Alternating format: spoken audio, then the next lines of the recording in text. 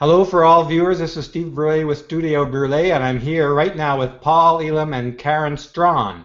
And we're waiting on Janice Fiamengo and Janet Bloomfield. And all four of these thinkers, deep thinkers, powerful movers in the men's rights movement are speaking at the International Conference on Men's Issues, which is hosted in London, England, UK, July 8th to 10th, coming up really soon, so get your tickets.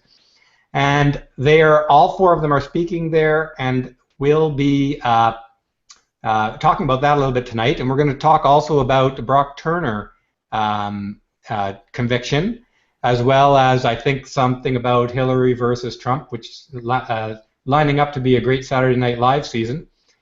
And I've got another announcement. I did a fundraiser for ICMI to attend myself, and I want to deeply thank all of the contributors to this. Because we made the fundraising goal in 5 or 6 days with the help of Mike Buchanan, who's the host of ICMI, and Paul also is co-hosting, I believe, right, Paul? Yes, we're co-hosting, and Mike and I will be sharing MC duties at the event, and that's that. Congratulations on your fundraiser. I was not surprised that people rose up to help you get there, and I'm glad you're going to be part of it. It wouldn't be complete without you. Hi, Janice. Hi there. Hi, Janice. How are you doing? I'm great. Can you hear me? Yes, we can hear you, and we're delighted to have you here. Oh, I wanted to say, speaking of fundraisers, though, the fundraiser at fundanything.com/EN/campaign/ICMI-16-journey-across-the-pond. I didn't pick the name. But we still have 6 tickets left for essentially the exact price of a ticket that would go to helping us cover some of our sort of contingency funds and extraneous expenses and some of our meals and stuff like that.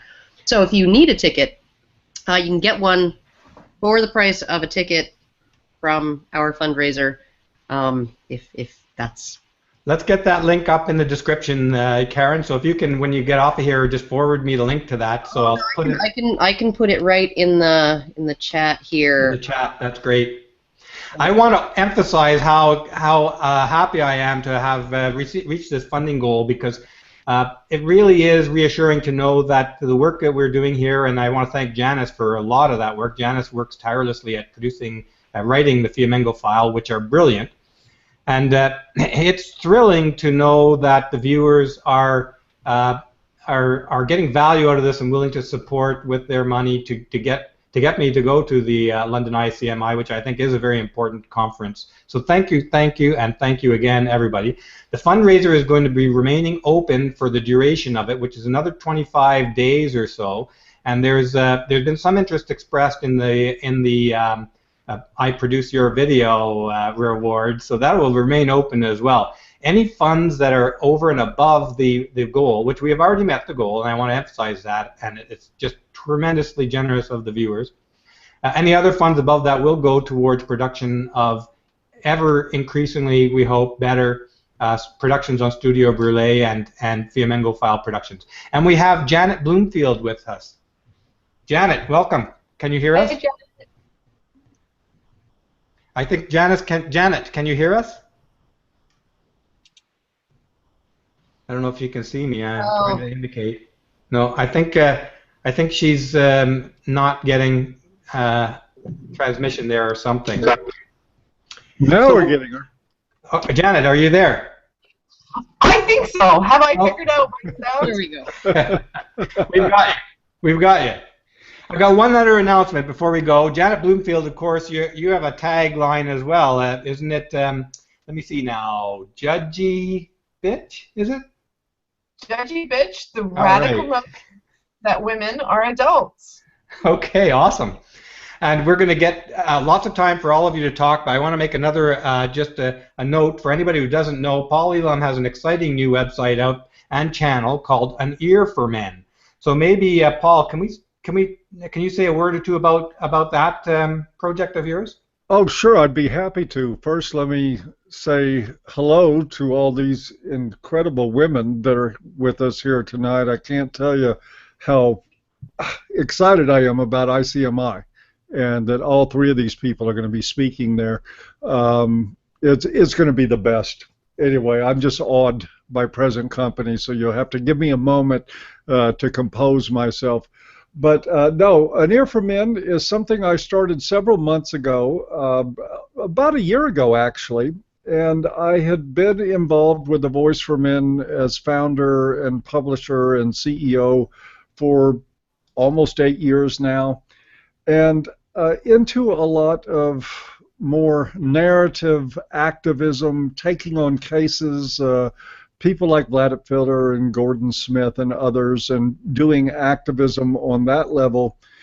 And there's just a part of my heart and soul as a counselor for 20 years that longed to work directly with individuals again.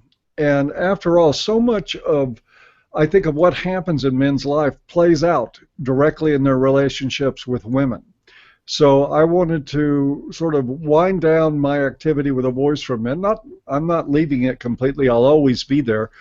But I wanted to start a new platform that addressed interpersonal issues between men and women, particularly the narrative that men live by where it comes to women in their lives, and sort of where we get notions of romance and chivalry, and how we might benefit everybody from a new narrative that doesn't set up men to be, men on stallions and white knights, and that doesn't set women up to be infantilized and being treated less than capable and accountable. Sort of like Janet just said, the radical notion that women are adults. And this is a lot of what An Ear for Men's about, and it's growing great guns. I want to take the opportunity to plug the YouTube channel. We've been really concentrating efforts for the past few weeks, and we're getting over 100 subscribers a day. We're getting support on the Patreon, and I'm really excited about the growth of it. It's doing very well, and we've got some great new content that you won't be seeing on a Voice for Men. So if you haven't checked out anearformen.com and An Ear for Men on YouTube, and follow me at An Ear for Men on Twitter too. That's my last commercial.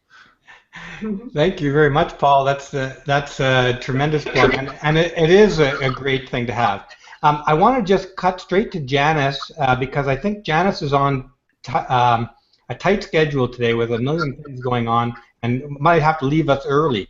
So Janice, can you say what you wanted to say, talk about what you want to talk about, and maybe give us a sense of what you're going to do at ICMI. By the way, the new Fiamengo File out today is on the Brock Turner case, and I guarantee you haven't heard an analysis like this.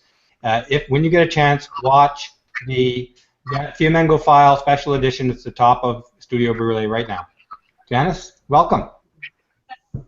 Oh, great. Thank you, Steve. Well, what I want to talk about at ICMI is really the entire culture at universities today and the manner in which not only through sexual harassment policy and various anti-rape programs, and not only through the manner in which particular gender studies programs create the notion that men are evil and a terrible rape culture exists, etc., but how everything about the way that university is now structured belittles and demeans the contributions of men to our culture, and emphasizes to women that they have reason to be aggrieved, that great injustice has been done to them and continues to be done to them. And I want to look at some specific examples all across the university, even in the hard sciences. It's really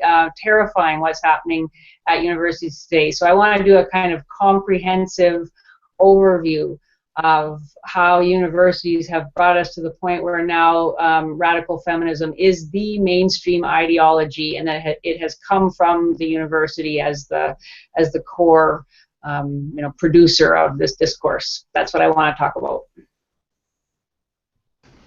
I'm sure.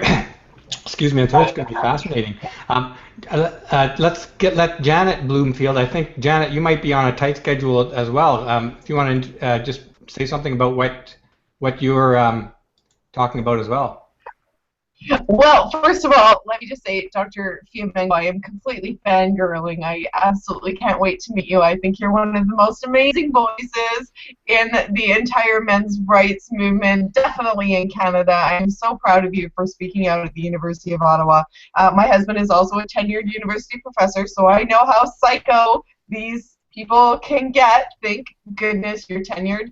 And whoever your union negotiator is, they're doing a great job protecting you, and I hope they continue to do that. My guess is it's a man, but who knows? Maybe I'm wrong. Maybe it actually is a woman going to bat for you, although I doubt that.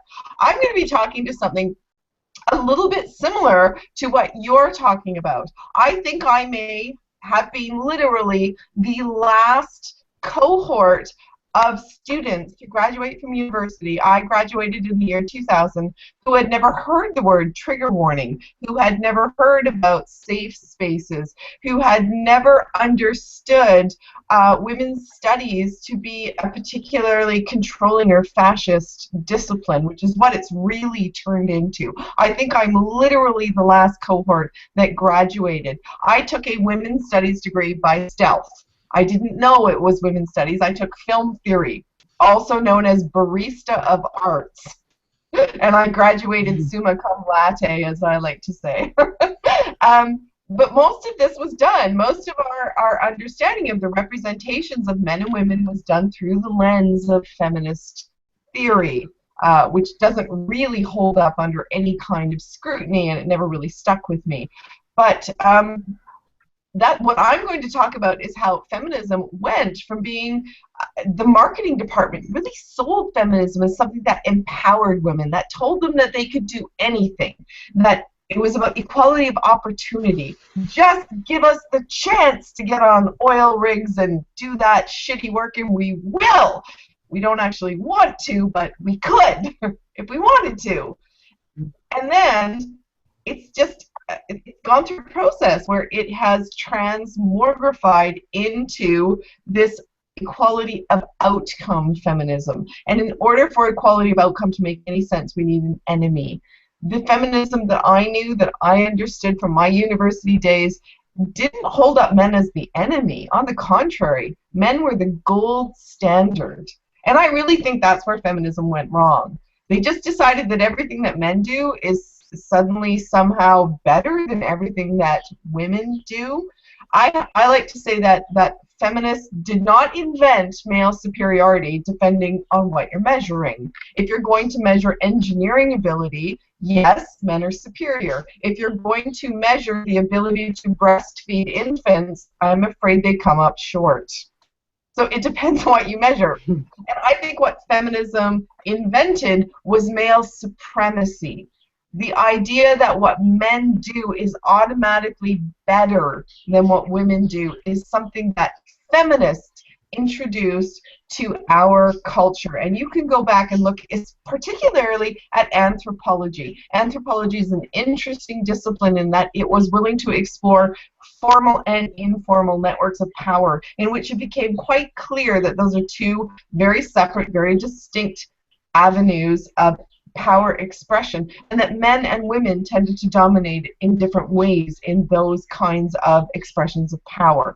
Feminism just decided that anthropology meant nothing and went ahead and said, okay, men are better in some ways than women, and whatever ways that men are better in is automatically just better, period. This is a craziness. So in order to enforce an equality of outcome, we need an enemy. And the enemy quite naturally became men, because men's standards became the gold standard. And this is an incredibly, I like to say that there are no greater misogynists than feminists. Feminists they absolutely hate the fact that women, given every opportunity in the world, choose to be women. The number one occupational categories for women haven't changed. Some would say since the beginning of market economy. I would say from the beginning of time. Most women are employed in the market economy if they participate at all in roles of caregiving. What women like to do is care for the old, the sick, the very young. They're teachers, they're nurses, they're social workers. They do all of these caretaking responsibilities. They love this. I think Norway calls it the gender paradox. That the more freedom women have to choose any occupation they want, the more likely there is to be very strict gender segregation in occupational categories, because women love being women and men love being men, and no one hates that more than feminists. Their response has been to infantilize feminism to a degree that is just astonishing. Camille Paglia calls it fainting couch feminism. The fragility and frailty and emotional softness of women has never been matched in Western culture, I think, until you get to campus feminists saying that a chalk drawing of the word Trump causes women to shake and cry and need cookies and puppy videos, and they can't even.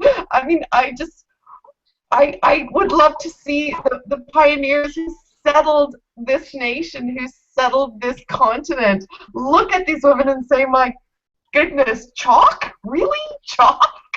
Chalk did that to you?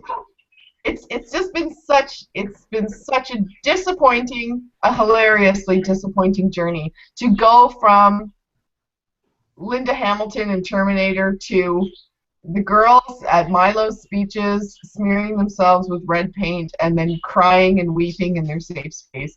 It's been extraordinary, and I'm very interested to hear Dr. Fiamengo's take on how the university has played a critical role in that. I think that's absolutely true. Absolutely true. These are a lot of very young people going off their very first experience to think and live independently, and they are being absolutely just plowed with propaganda and with brainwashing that's turned them into these helpless creatures who just can't even without cookies. I like cookies. Cookies are nice. They're okay. But I can confront some ideas that challenge me without needing cookies and safe space.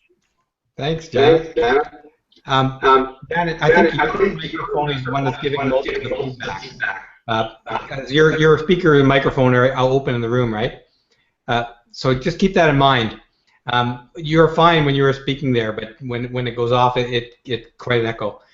Karen. Yes. How are you? Girl writes what? I'm not too bad. I have plumbing adventures to do tomorrow, but other than that, I'm okay. Okay, what I am speaking about at the ICMI is actually toxic femininity, and so essentially we have this sort of toxic masculinity, which I would actually say that there is a little bit of there's a little bit of validity to that idea that there are some aspects of masculinity that, when taken too far, become toxic to other people and to men themselves. But there has been very little examination of toxic aspects of femininity. The sort of when you take feminine traits to the extreme, and you end up with women who hurt those around them, hurt themselves, damage society, and all of those things. And so that's going to be my topic. I've spoken about it before, but I'm planning on expanding the topic a little bit and giving a few more examples of what I think would qualify as toxic femininity. So, yeah, it's just that's what I'm talking about. Feminism is going to have a big part in my talk, because you cannot address toxic femininity without addressing feminism's encouragement of the infantilization of women, encouraging them to see themselves as objects, encouraging them to feel entitled to things, and all of those things. Like it's a perfectly natural state of human being, since the dawn of history, for resources to flow from men to women and then to children. That's always been the way humans have done things. But when you have someone like Dave Foley paying, $17,000 a month in child support to a woman who had sex with him 3 times in 11 years, and essentially, that's they were married for, and she decided to divorce him at the exact height of his career, so his child support would be set based on that income, right? I mean, this is a sense of entitlement that is just absolutely obscene. That she thinks that she never has to get a job, that she's entitled to $17,000 a month. I couldn't even imagine having that kind of income, $17,000 a month. Like I raised 3 kids without child support as a single mother, for 3 years, on a waitress's pay, and we did fine, right? So I don't. So much of what's happening now, and I think it was Bill Burr who said, I'm waiting for somebody. I watch the TV every night, and I'm waiting for somebody to justify it, right? To address it and justify it, right? This kind of stuff. And all I hear is I never see it addressed, and all I hear is people saying, well, it's the law. And then he says, well, 100 years ago I could beat you with a mop handle. That doesn't mean that it's okay. Right? Like, that's not actually correct, but if you look at the assumption that is correct, and that's a pervasive belief in our culture that men could do that with their wives, beat them with a mop handle. If you look at the fact that people believe that, and they believe that that was okay under the law, right, then why are they using the law to justify these kinds of injustices? Well, it's the law. It's just what the law says, right? So, this is what I'm going to be talking about. I don't know. I got kind of rambly there, but. Oh no, that's fine, Karen. I think everybody wants to know the gist of what you're getting at. All of you are getting at, because you all have amazingly large followership and a huge influence in the lives and thinking of the whole MRA movement. So you are thought leaders of this movement. Is everybody okay if we start in with the Brock Turner conviction? And I don't get to talk what I'm going to talk about? Did I not introduce you, Paul? Well, I did with the Ear for Men. I got you on Ear for Men. It's a gynocentrism.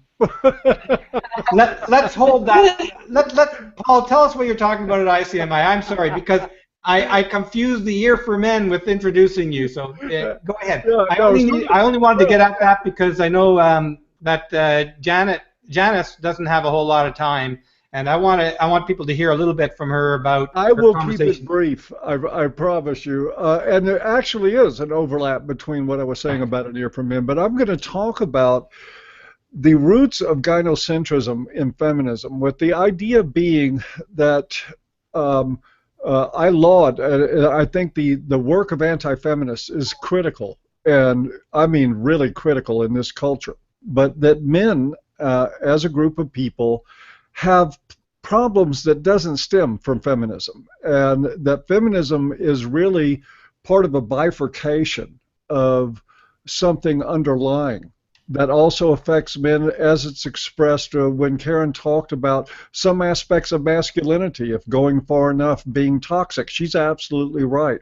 And some of the rules that we live by. So I'll be talking about what people like James Hillman or Joseph Campbell or even Jung would have called the mythologies and the narratives of our lives as men that go way back, and how it ended up with the type of relationship that we have between men and women, the rules that govern us, the archetypes that we have in our minds about each other and ourselves, and how that plays out against a modern backdrop where you have crazy, insane, I need, puppy videos and peanut butter sandwiches because somebody said the word rape in a law class. Or how does it end up with somebody getting $17,000 a month in child support for being married for 15 minutes? All of these problems, I think, have a common connection in what we might call gynocentrism. We might want to call it something else by the time we're done. So my talk is an experiment in a way of trying to look at, what is the core problem because we had men that were, we had a man that went on an alimony strike in 1929. Belfort Bax was writing about these problems over 100 years ago, and we've had problems along these lines dating back much further than that.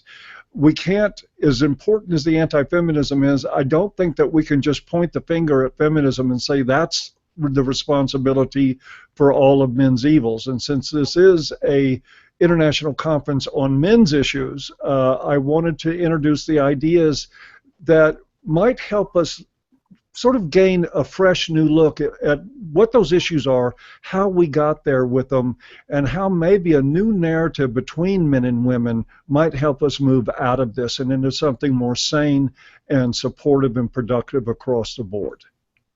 Thanks, Paul. And I think years ago, Nathanson and Young had a topic moving away from misandry and misogyny at one point, which kind of hints at the direction you're going at anyways. But I'm really interested to see your thoughts on gynocentrism, and there's a question in the comments here that we'll get to hopefully on that. Can we there, I'd like to give Janice a talk. Yes, now we can go to Janice, now that I've hogged up the stage, because I'm dying to hear from her too. You all have very valid topics and very insightful things to say, and I hope we can get to as much of it as possible. And Janice, you took a big risk in putting out a contrarian opinion about Brock Turner, who is basically the most hated man in the West right now. Do you want to talk about that a little bit? Yeah, I don't know if it was a risk or not. I guess we'll have to see what happens tomorrow and in the days ahead. But I just that this was, I think, the Fiamengo File that I most enjoyed writing, because it was the one where I felt I was just expressing purely my own thoughts. I hadn't any idea whether anyone else felt the same way that I did about the case. And I read everything I could read about the Stanford rape case, the trial. I read all the police reports, and it just seemed to me that it was a lot more ambiguous than every mainstream news report that I read made it out to be. And so I just wanted to see whether anyone else agreed that the crucial aspect of that case, whether we can even begin to talk about a sexual assault when the person who claims to be the victim doesn't remember what happens, and no one saw anything that took place until the moment when the two witnesses happened by. And I must say, yes, that seems rather damning that the man is found on top of an unconscious woman. Still, it seems to me that there's a huge difference between whether that young man dragged an unconscious or really unconscious, resisting or incapable of resisting woman from the back porch of that fraternity house out behind the dumpster and then had his way with her, in which case, if that's what he did, yeah, that sounds like sexual assault to me, or whether he walked with a drunken girl himself in a drunken state. They fell down laughing, as people do when they're drunk, started making out, as he said to the police, and she passed out at some point, and he wasn't aware of it. The fact that there has been so little discussion of what seems to me a crucial difference, and anyone who has ever had more than a few drinks and done anything with anyone else who is drunk must know that it's quite ordinary to not really be fully aware of what's going on with the other person. I expect that people pass out all the time during various stages of, I mean, I don't want to get into details here or reveal any personal secrets or anything like that, but it just seems that all of these commentators are nobody would want to know my personal secrets either. My husband would kill me. But I mean, like, the thing that strikes me is that like all these commentators, they must have lived such pure, righteous lives. It seems that they absolutely cannot imagine a scenario, which seems to me a totally likely scenario, in which what Brock Turner did was not criminal. Well, if the genders are reversed, I just call that Friday. Well, certainly, yes. If the genders are reversed, there would be no outrage. It wouldn't be a case at all. But even a reasonable commentator, someone I often respect and read with great interest, Kathy Young, talked about how there's no excuse for Turner not to have noticed. If the woman had passed out at some point. I don't know what that means. There's no excuse. Yeah, I guess you could say that technically, but it indicates a level of divorce from reality, from the reality of young people at frat parties drinking their faces off, that is just astounding to me. And so I just kind of wanted to explore that a little bit in the video and see whether anybody agreed or whether I could make a reasonable case for that position.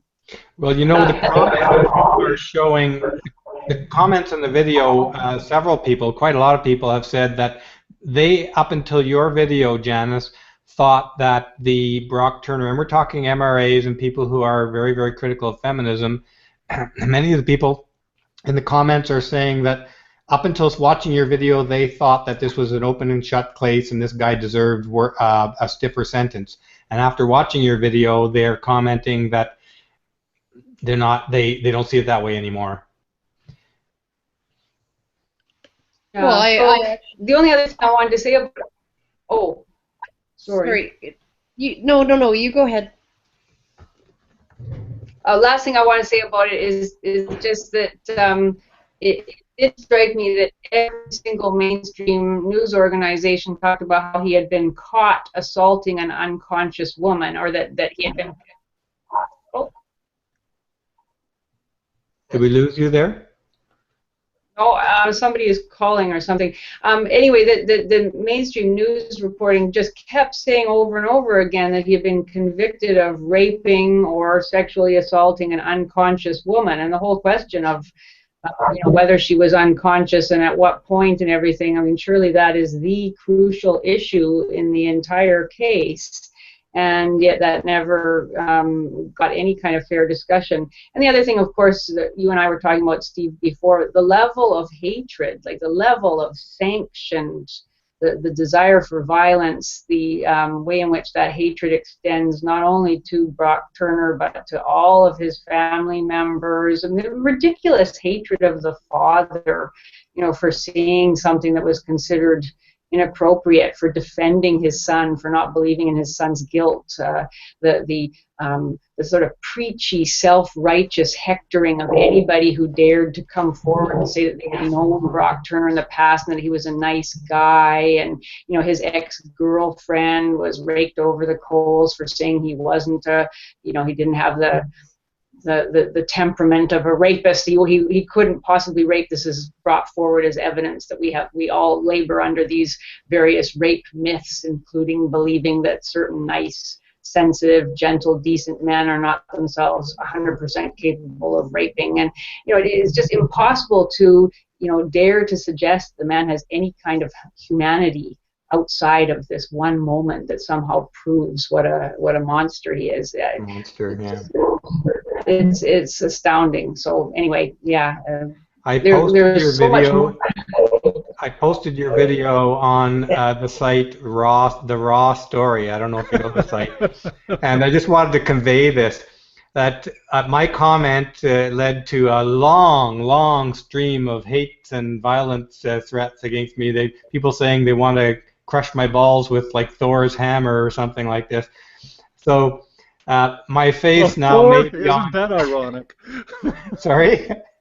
I'm saying Thor. Isn't that ironic? Well, they didn't use Thor's hammer. I didn't get the reference that they were using, but it was quite clear they sought to damage me in a painful way. You know what I found about this case, and again, I haven't watched Janice's video yet. I will be watching it tonight, though, because I watch all of her great videos. I figure, honestly, that the moment that they found that young man on top of a woman who was either unconscious or semi-conscious, there was no chance from that. I think that he knew that. I mean, he tried to, apparently, according to the people that accosted him, tried to run away, but I am sure that the moment he found himself in that situation, and I don't know what happened leading up to that either. I don't know if anybody does. But I know that in the modern environment, both across society and especially on college campuses, the moment they found him there, the story was written. It was all said and done. Yeah.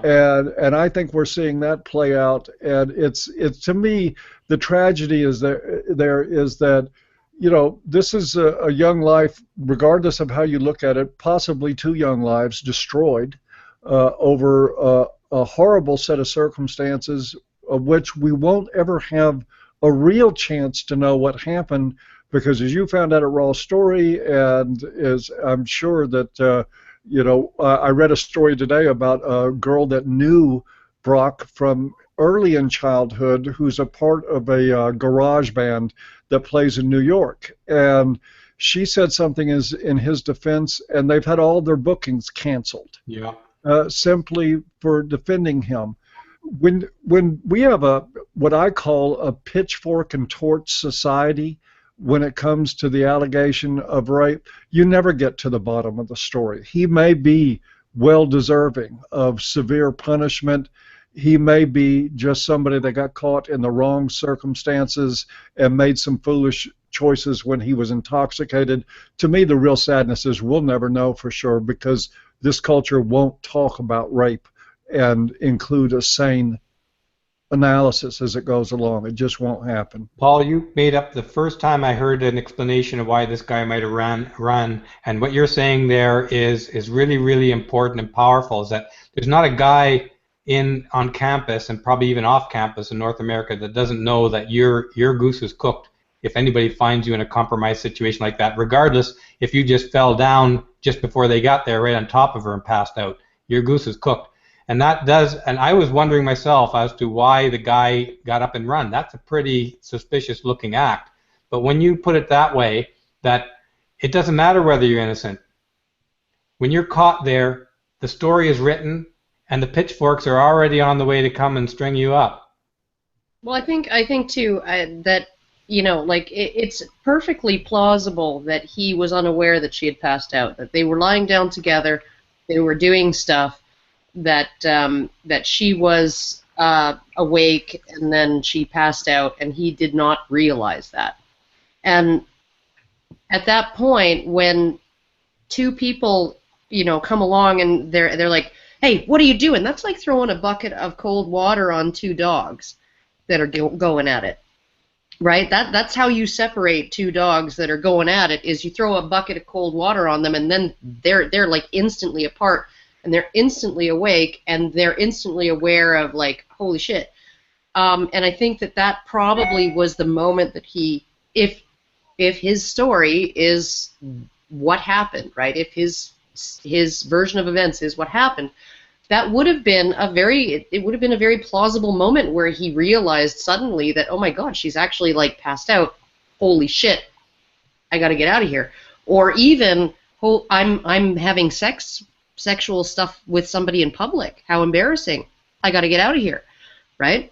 You know, we know that people who have sex in public, even consensual sex, can be prosecuted, right? So, you know, or just embarrassed, you know, like it's just embarrassing. So, I mean, like, I don't have any problem with believing that, you know, I don't have any problem believing that his version of events might have been the version of events. And I ended up, because my boyfriend's sister, right, she knows what I do, and she was talking to him the other day, and she was just like, she was outraged about the verdict and all of this, and And he asked my opinion, and so I'm sort of talking through him or talking loud enough that she can hear me over the phone. And I'm just like, I'm going to go with what the judge says. The judge has heard all the evidence. The judge has heard all of the witnesses, including character witnesses.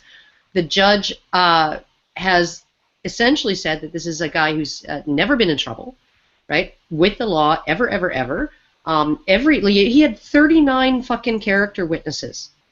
39 character witnesses who freaking wrote something about him saying, I don't think that he's capable of raping a woman, right? Not just, at this point now in my life, I could probably muster that many character witnesses for myself. But 7 years ago, absolutely not. I would have had like maybe 5, right? People who would be willing to put themselves on the line and say, I don't think that she did it, or I don't think she intended to do it, or whatever, if I was on trial for a crime, right? So essentially, the judge is looking at the entire thing, and the judge has heard the entire thing, and he's even heard or seen evidence that would have been excluded, right? That he would have, maybe he has to exclude it by law, but he's seen it. And he's not allowed to consider it, but it's going to be in the back of his head it's going to be there in the back of his head, right? And so much of what's excluded these days in sexual assault trials is anything that's even remotely exculpatory or for the defendant, or even remotely inculpatory for the complainant, in the sense of maybe she contributed to the situation, maybe she led him on, maybe she whatever, right? That's a lot of that is not allowed anymore, but the judge would have actually had to look at that before deciding to exclude it from his consideration. So, I mean, he's seeing, unlike a jury trial that only sees what the judge allows them to see, he has seen everything, right? And so and from everything that I've heard about this judge, with people, including prosecutors, coming out and saying he is one of the most fair judges that they have ever had to work with, and that he's a fair-minded man, that he is he's fair to both the defense and the prosecution. I really have to go with what the judge said. The judge has seen everything. The media hasn't seen everything, and even if they had, they're not telling anybody everything. They're telling people what they want to tell them, and so the general public has no fucking clue what was going on. They don't know anything about this case except what they're being spoon-fed by the media. And what they're being spoon-fed by the media is informed by the rape culture narrative and the Title IX frickin' Dear Colleague narrative and all of this other bullshit, right, that's going on right now. I mean, finally they have their UVA. I mean, sure, it wasn't like 7 guys raping a woman on a pile of broken glass. It was just some dude fingering a woman behind a dumpster. But they finally have their UVA case. Wah! Slam dunk. Now we got it, right? Something that might actually stick, and they're running with it. And it's and you're right, Paul. There's no way to get to the bottom of a case when it's been treated like this in the media. There's no way to actually know what actually happened or have any kind of reasonable assessment of what probably actually happened even. That judge, by the way, has been taken off sexual assault cases now. That's so fucking bogus. That happened today, as far as I know, or yesterday. One other thing I wanted to say on that is that I think what Janice points out very strongly in the video here is that and her argument is very strong, that it does not look like they used the beyond reasonable doubt criteria, but more like they used the preponderance of evidence criteria in a civil matter to come to a criminal conviction, which is a problem. It's a problem that's bigger than this particular case when they are laxing the criteria of beyond reasonable doubt. I just want to throw that in there. I would say that if the judge was doing that, it's not the judge, it's the jury that's doing that. If the jury was doing that, then that might actually impact the leniency of the sentence, because the judge is going to be saying, like, Yeah, no, there really wasn't enough. I don't want to spoil the punchlines with Janice's video because Janice does such a great job of dealing with that exact issue. Is that that may be why the judge was so lenient. But the other side of it, and Janice, I don't want to take all of your words away from you because really I'm speaking from largely from Janice's information there. Oh, now I've lost my train of thought. I'll leave it to Janice if you want to say something about that. I'm not sure where you were going with that, but yeah, I mean that.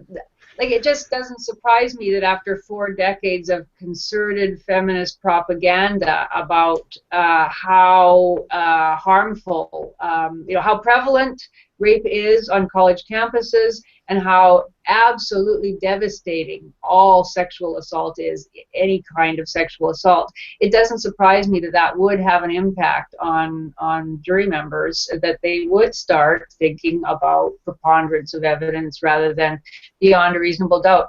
And I don't know all the details of the case either, but just from looking at as much as I could find about it, it just seems to me that there is a huge reasonable doubt in this case.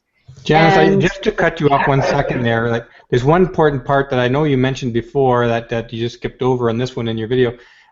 It's been also decades of it telling the public, the whole public, we're talking about any potential juror knows this message, always believe the victim.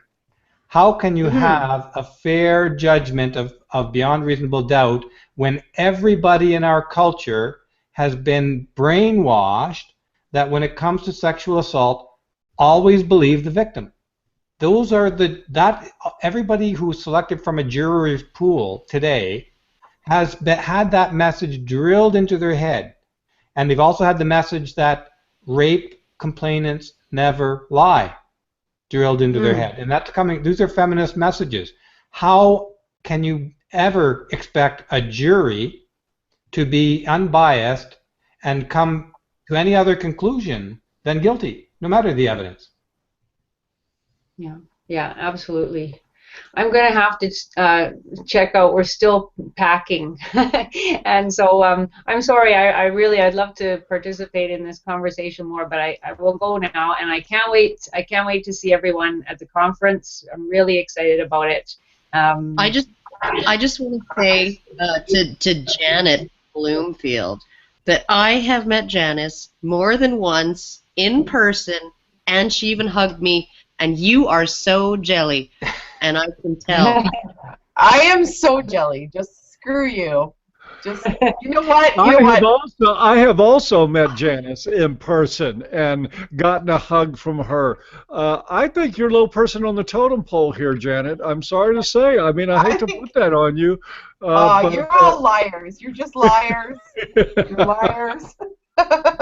I've had dinner with Janet.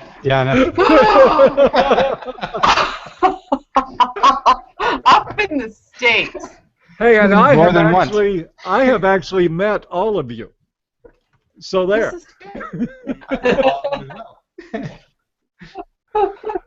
I wish the world understood.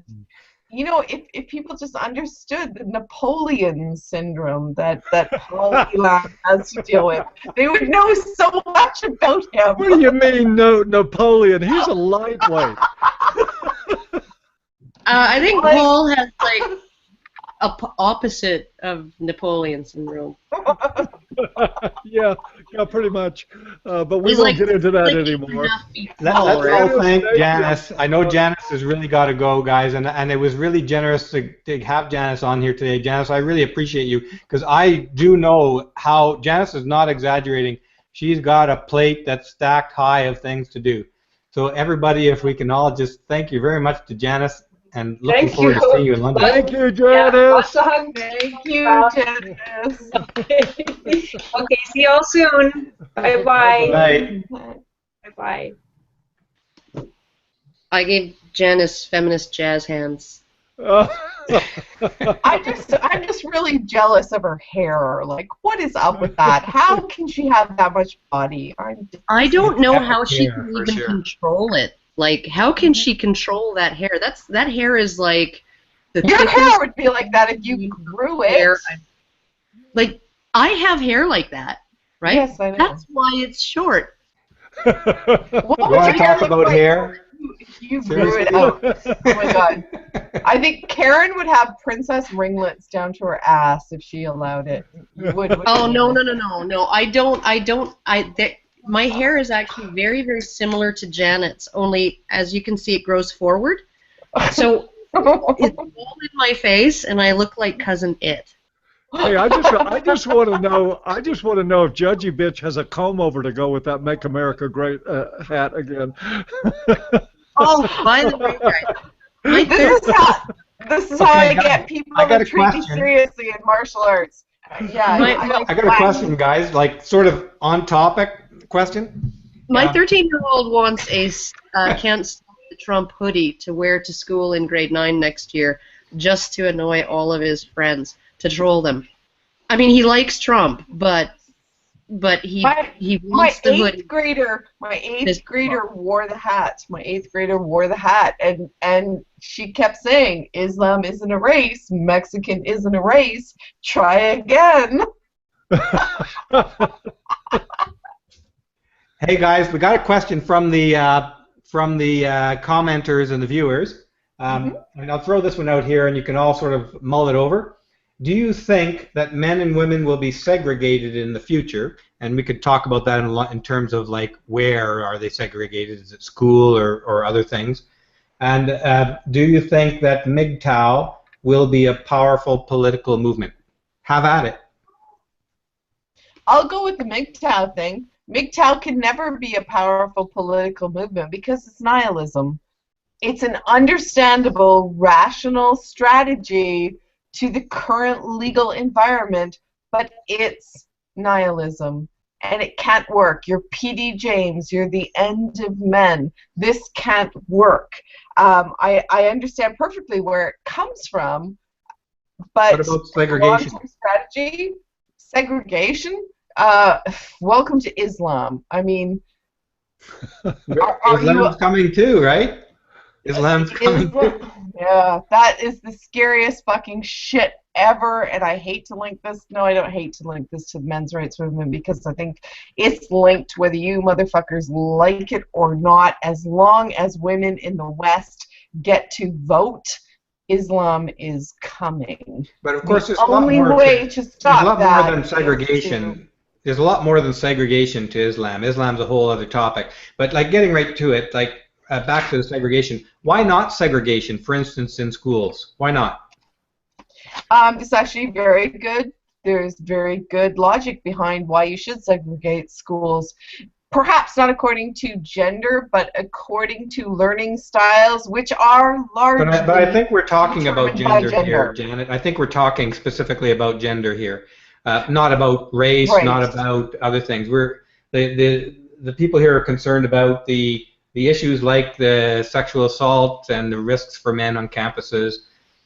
Why not have separate classrooms for men and boys? I can tell you why. Men and girls. Why? I can tell you why. Well, It won't be allowed. I'm going to get in trouble for this, but it's still true, and I'll be challenged to find my sources, and I'll have to go back and find them. This is stuff that I was studying 20, 25 years ago. Segregated environments work pretty well on some levels, but what you find with men is that when they are segregated totally away from women, they develop almost like a prison mindset. And the fact of the matter is, and I'll say this a fact, it's my opinion, is that despite all the political riff, and we are already segregated in ways. Alison Tiemann, I think, coined the term empathy apartheid, and it's there. It's absolutely there. We have a huge chasm of trust between men and women. That's one way that we're separated. But to me, the fact of the matter is we're a pair bonding species, and as long as we try to move toward some sort of actual segregation, we end up really missing out on the benefits that men and women potentially have by cooperation. I know that some MGTOW, I won't say all of them, don't want to hear that, but that's part of the message in an ear for men, that long-term relationships are indeed possible. As a matter of fact, 3 of the 4 people in this conversation are in long-term relationships. Most of the people I know are in long-term relationships. These are a part of our reality, and I think I sort of wanted to be snarky and say that, MGTOW Sharia is on the way. And it's going to be political, but I really tend to agree with Janet on that. I don't think MGTOW is going to, it is a reasonable, rational reaction to current social norms and legal norms. It would be illogical and really crazy if we didn't have a MGTOW movement. But can that be a positive force for change in the future? Well, in terms of cocooning some men away from the legal problems and the harassments and the persecution that they face, yes. Is it something that bodes well for the human species? No, it's not. So that's my take on it. I also have to agree with that. I think that there is, because we have some instinctive basis towards polygyny, right? So, one male with multiple female partners, and you can even see in some parts of the world where women are actually lobbying the government to pressure men to marry more women. We think men should be marrying 4 women rather than 2 or 3, because they would rather share a wealthy man with high status than marry a poor man or end up being a spinster. I think that MGTOW is of limited political value. I think that I think that the only political value that can actually be brought to bear as far as actual leverage in MGTOW is if they go by a mindset of work to rule. It's a work to rule action. But as long as they say that there is nothing, right? Their eyes have been opened, and many of them say this. Their eyes have been opened to the inherent gynocentrism of society, the inherent sort of entitlement of women, hypergamy, and all of the realities that go along with that, and the sort of the possibly valid assessment that women are incapable of objective love, that women's love can turn on and off, at least their love for a man. As long as they're talking in those ways, right, society's going to realize that these guys are gone, right, and there's no bringing them back. So they have, once you walk away from the bargaining table and say there is absolutely no deal that I will accept, right, you've walked away, and now you're no longer at the bargaining table. You no longer have any leverage. You are of no political use, right? So what really needs to happen is I think that books like Helen Smith's Men on Strike, right, which is not the sort of the MGTOW philosophy of I'm just going galt, I'm giving up women forever, that's it, I'm done, it's over, right? I'm not going to be an economic generator, I'm not going to be a wage slave for a woman, I'm not going to be any of these things, I'm going to do my own thing, and I'm going to die childless if that's what is going to happen, and that's be nihilist, right? What we need is a large proportion of men who just don't embrace those ideas, but are just avoiding commitment, avoiding marriage, and pissing off women, right? There's been men who are lifelong bachelors, literally forever, really, right? But now now some people are calling it a movement. Is it really different today? Is MGTOW really a movement, or is it really just guys who recognize that there's lots of other guys who want to be lifetime bachelors? No, I think that it is different. It is different these days than it was, sort of confirmed bachelors way back when, who they just liked their freedom. They liked, to do what they wanted to do, and it was sort of an individual decision.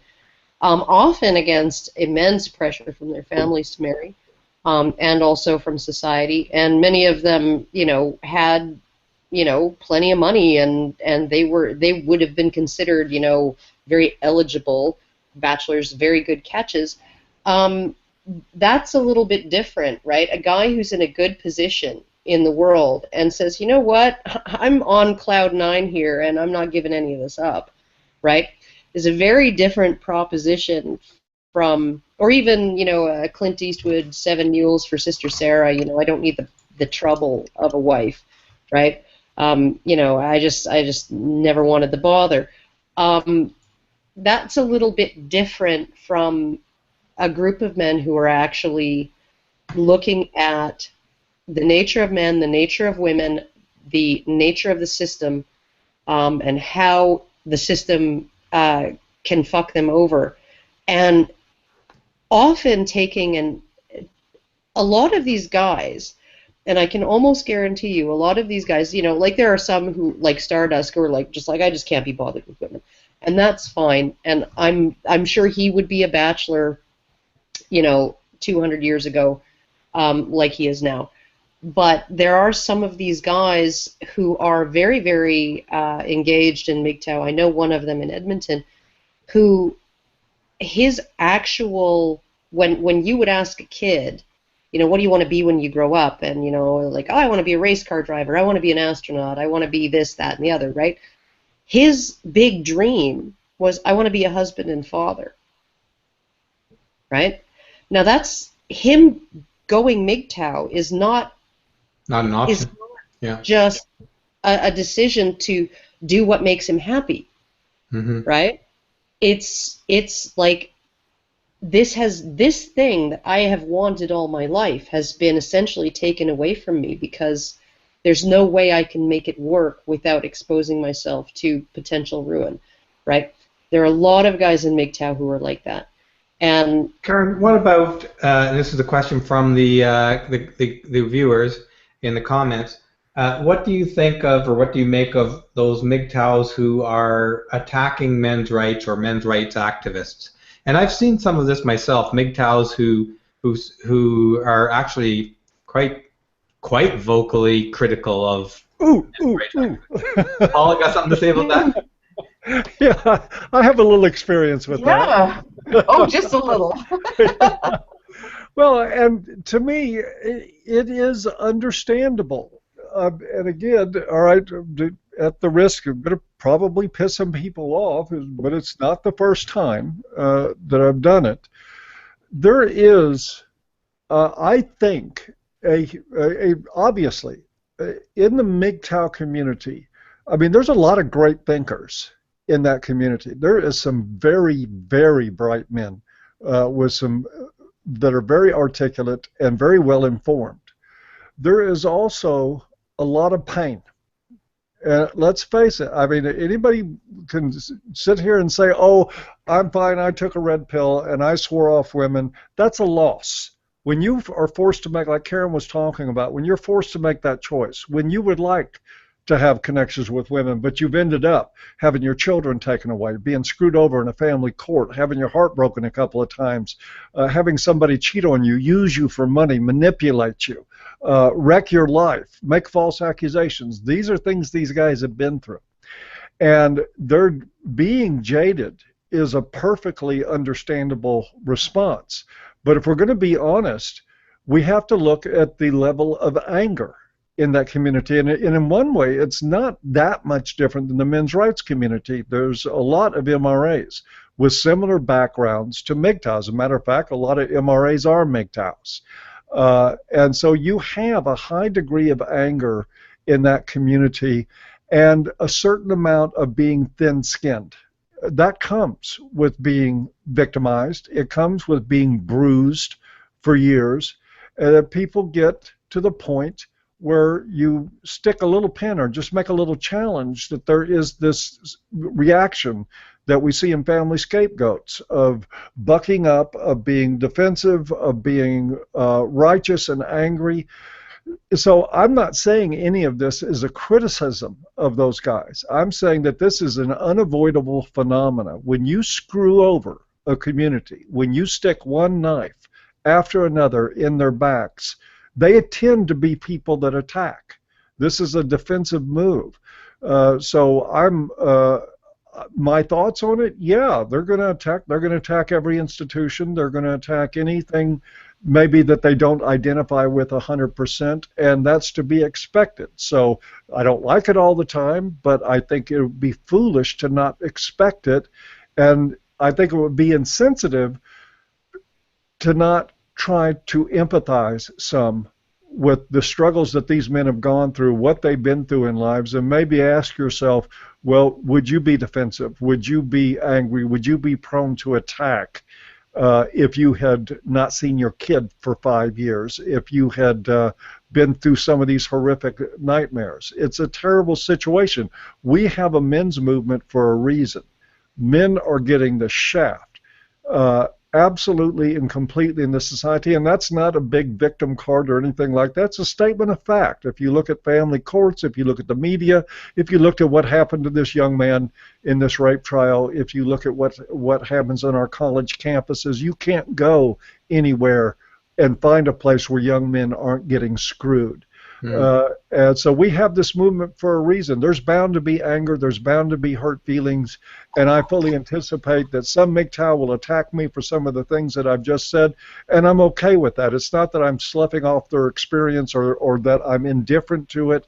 But I just think in fairness, it needs to be said, we're going to see this anger. Sorry, go ahead, Karen.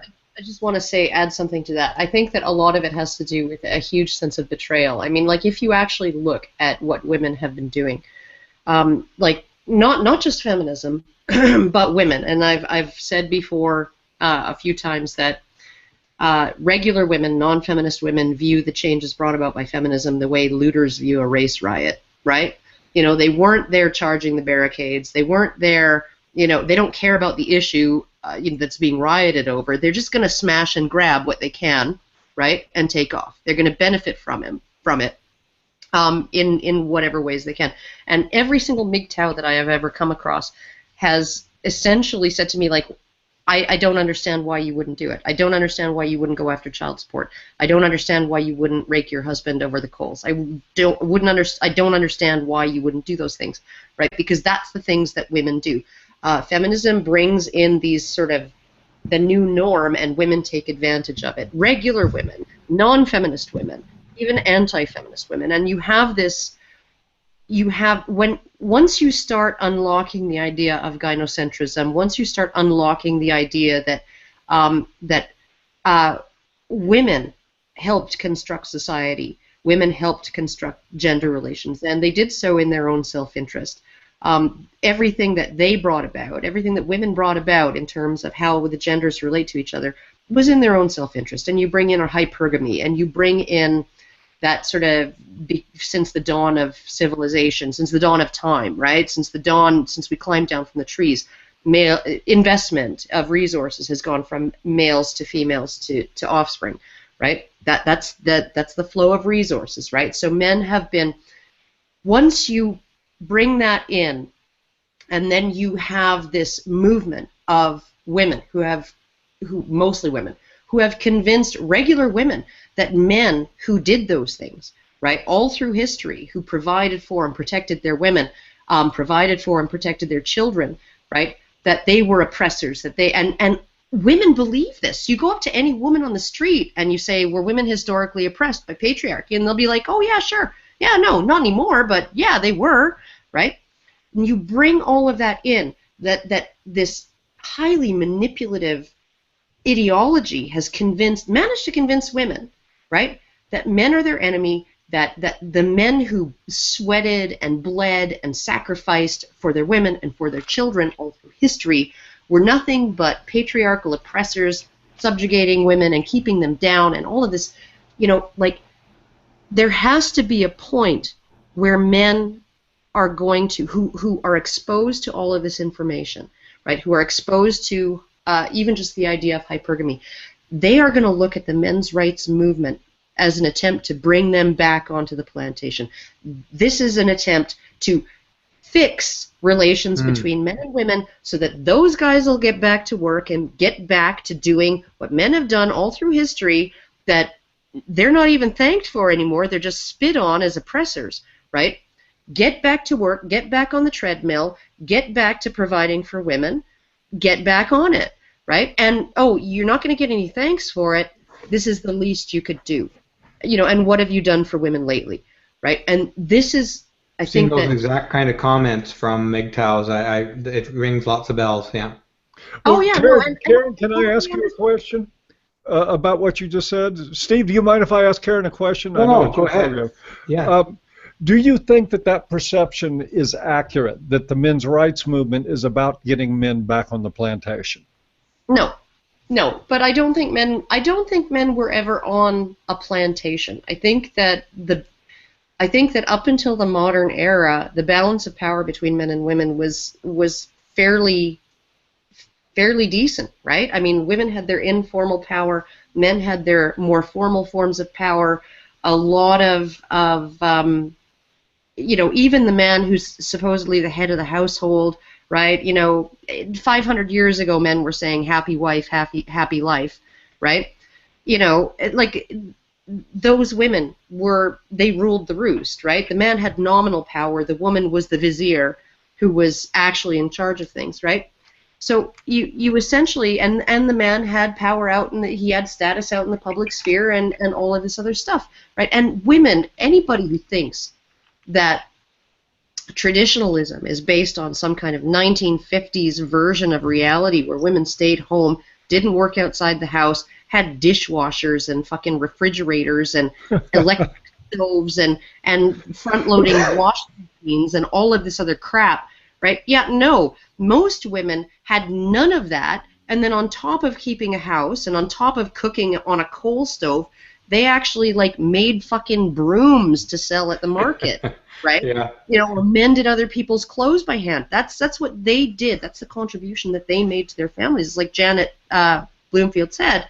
You know, like any pioneer woman would look at these fucking wilting flowers these days, and just give them one of those, right? Like my grandmother would have told them to stop complaining and find something useful to do, right? I mean, and she was a career woman who grew up in rural poverty, right? So, I mean, like, you essentially have, this idea that MGTOW have that's almost the same as this sort of idea that everybody else has of this idealized past, you know, the 1950s, 1960s, you know, middle-class housewife in pearls and a house dress, you know, running a vacuum cleaner over the floor, and that's traditionalism. The man went out to work and the woman stayed home, and that was that. Yeah, no, that's not how things were. Women worked Karen, really... what you've described, you've covered an awful lot of ground there. A lot of ground. Enough ground for several talks, I think. One of the things you did touch on is is feminism's reinvention of history over the last 40, 50 years, and I think this one is huge.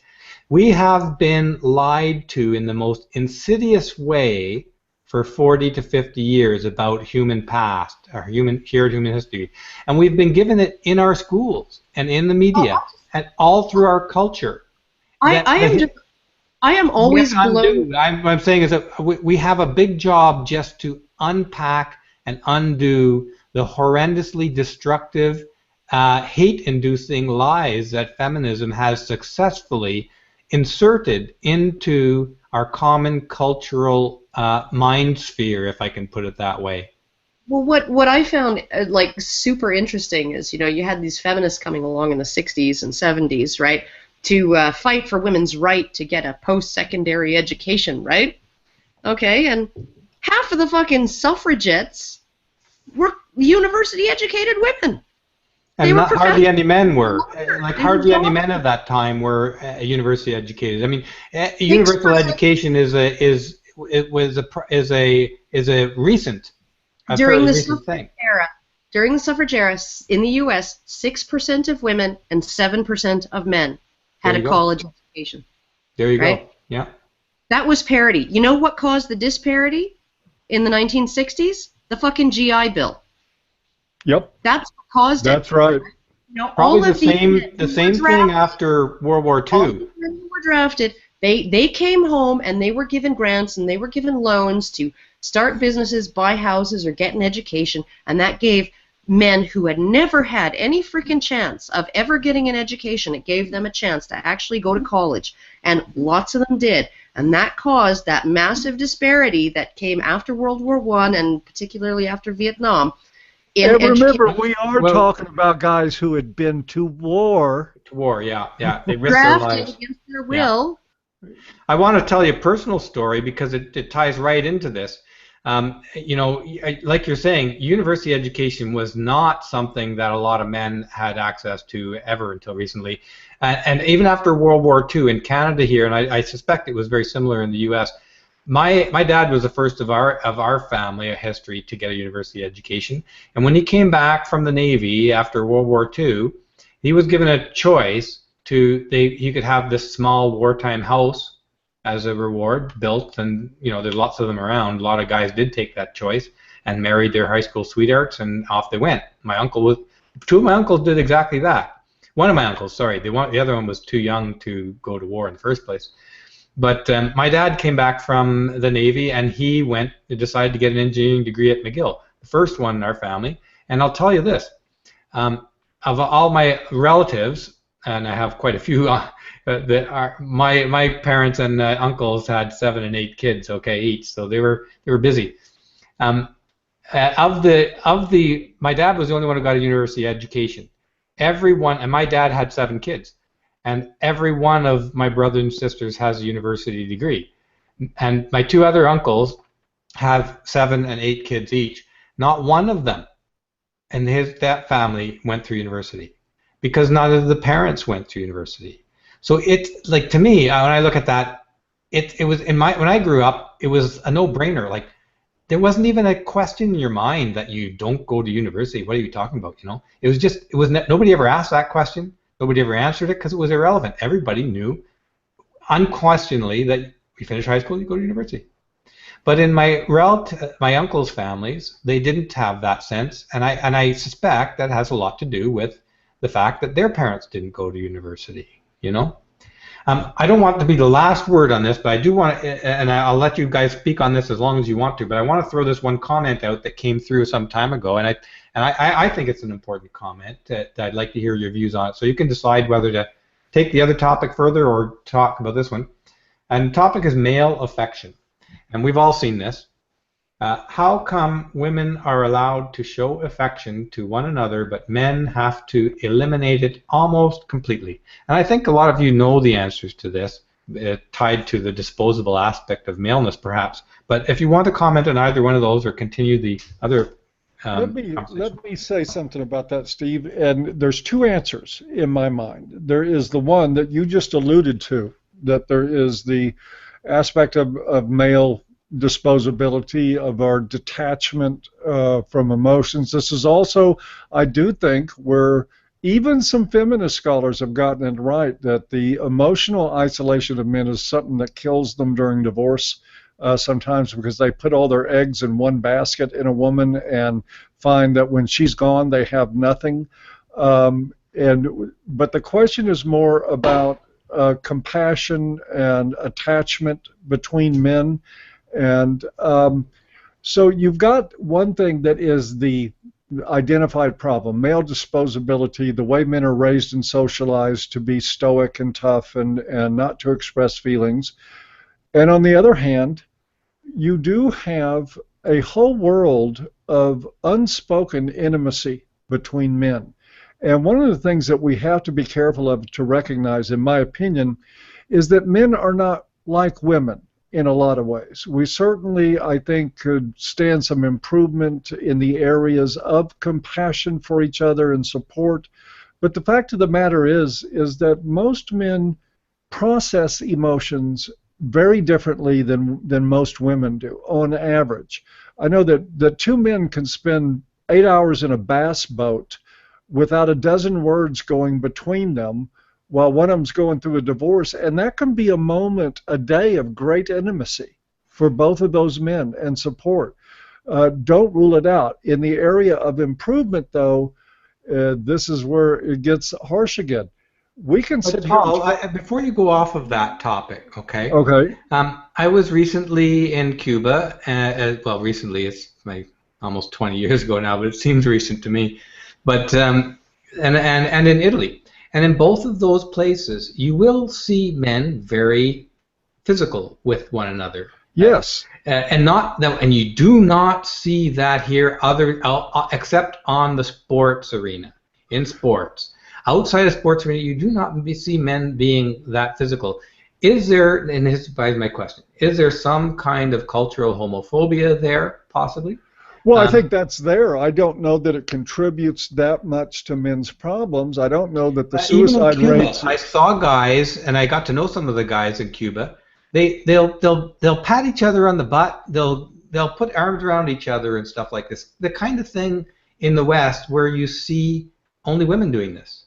Well, what I'm saying is that I don't know in the long term. I understand and I appreciate the difference. I've been to Italy. I've been to other cultures. I used to, when I lived in Washington State, we had a large Asian population, and then a lot of the Japanese boats would come in, and you would see men walking together down the streets of Tacoma who had never been to America, arm in arm with each other. That was a culturally very common for them. But is the suicide rate any less in Japan? Is the rate of depression in men any less? I don't think there's necessarily that. We have a tendency to push people toward lauding feminine qualities or what we perceive as feminine qualities, and they don't always translate into something that are that helpful for men. I think the challenge for men in this culture now, other than gynocentrism, is to even be able to look and identify what their needs are and articulate them and to seek them and to sort of put their hand up at cultural norms and what other people want out of them and say, fuck that. And I think we have to put it on men to do that because it's never going to happen otherwise. I think too, because there is a ton of affection that I have seen in my own, particularly cause my older two are just weird as fuck, and they're just not normal, and there's no, I'm not observing any kind of human condition in my older two kids, because they're very, very weird. Why not? Piaget did. But my youngest, he's like the most normal person in the entire family. That includes both my boyfriend and my ex-husband. My youngest is the most normal of all of the members of my family. And there is a lot of sort of rough and tumble, shit talking, smack talking, trolling, friendly trolling of going on between him and his friends, right? That's all part of bonding between young men, right? That's all part of the intimacy, right? Now we have sort of created this culture where we say that actual intimacy and friendship is all about being nice and hugging and, you know, being friendly and being like, you know, sharing and all of that stuff, right? And that all of those things that he does that really fulfill him and make him feel like he's got good friends, which is sometimes, you know, insinuating that maybe he had some kind of altercation with their mother that ended up with, you know, pants off or something like that, right? Because, you know, I totally, you know, fucked your mama. You know, those kinds of things, right? Those are now looked at as bullying.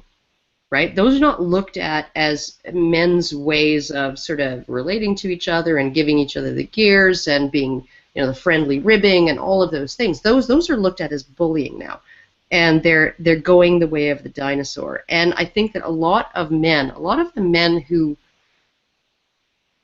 men who find themselves sort of adrift in a culture where the majority of men, particularly young men, interact with each other in these ways and sort of just give each other a hard time and all of that. I think that maybe they don't understand that a lot of that, some of it is bullying, but a lot of it is well-meaning, a lot of it is friendly, a lot of it is, You know, when I threaten to rip my son's arm off and beat him with it, right? He knows I'm just bugging him. I'm just joking, and then he laughs, and then you know that CAS is coming tomorrow morning now, right? yeah, I know. But you know, like, and this is the way I interact with him because it's the way he likes me to interact with him. It's the way we feel comfortable with each other. And so, I mean, I give him a hard time. He gives me a hard time back, you know, and it's almost like I'm teaching him sort of these ways of relating that, you know, all of the intimacy and all of the bonding is sort of under there somewhere, right?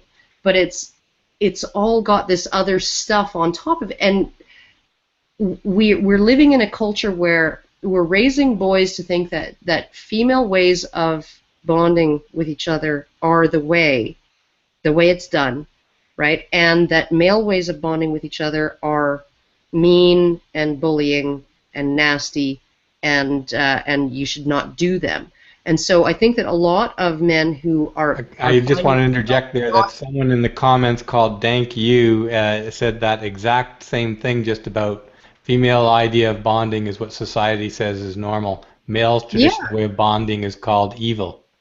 Yeah, and so you essentially have this sort of you have some men who are raised in a culture that thinks that way right from the get-go. Maybe they had single mother, right, and all female caregivers and all female teachers and all of this other stuff, right? So they've gotten a steady diet of this, that those things are bullying, right? And so when another boy makes an overture of friendship by going like, you know, your mom is so fat, when she jumped for joy she got stuck, right? He doesn't see that for what it is. He sees that as bullying. He sees that as mean, right? He's never experienced that. He doesn't have a dad to tell him that. He doesn't have a dad who's been feeding him a steady diet of this since he was like a year and a half old, of giving him the gears, giving him a hard time, affectionate ribbing, all of that stuff, right? So I think that a lot of men who find themselves thinking that men are not intimate with each other are men who have been programmed to not be able to recognize men's ways of being intimate with each other. Yeah, you know, when I was 12, 13 years old, you couldn't consider yourself to be friends with another boy without insulting each other's mother. That was, you had, I mean, it was... Yo mama. You had to talk about so the other guy's mother. You had to make fun of each other. And you also, there is a lot of... The male way of dealing with feelings often is through action. I want to, you know, it's a great question to put forth. Shouldn't we, you know, what about more compassion for men? What about more sensitivity? And I do think that we need more. And I think that things like ICMI and these discussions are about acknowledging the state of men's existence, the struggles that they have. But I don't think, just my opinion, that we need to go in a feminine direction. And I think that Karen was absolutely dead on. So was Dank You. We have started gravitating toward the idea in this culture that two men playing a game of basketball with each other while one of them's going through the breakup with a girlfriend, that can be a moment where they connect, where they're bros, and it's a healing thing for men, but we're sending them the message that that's dysfunctional, that's somehow the wrong way to do things, and what they need to do is to emulate Oprah Winfrey and sit around and pass Kleenex and talk about their feelings about everything. And most men, not all of them, most men are not wired that way. I do think we could improve by being a lot more tolerant of the percentage of men who do need that more direct emotional articulation in order to process feelings. But some men might need one form at one time and another form at another time. Sure. Now, a lot of it has to do with in utero testosterone flooding too, because there are women out there that don't process emotions like we expect women to. There's a percentage of them that are a lot more masculine in the way they do things, and I certainly think it helps to respect individual differences. There isn't any blanket, we need men to do this way or that way, or any blanket way for women to do it either. I think part of the problem is that we've adopted a narrative in this culture that insists that there is, and like everything else that feminists are selling, it's bullshit.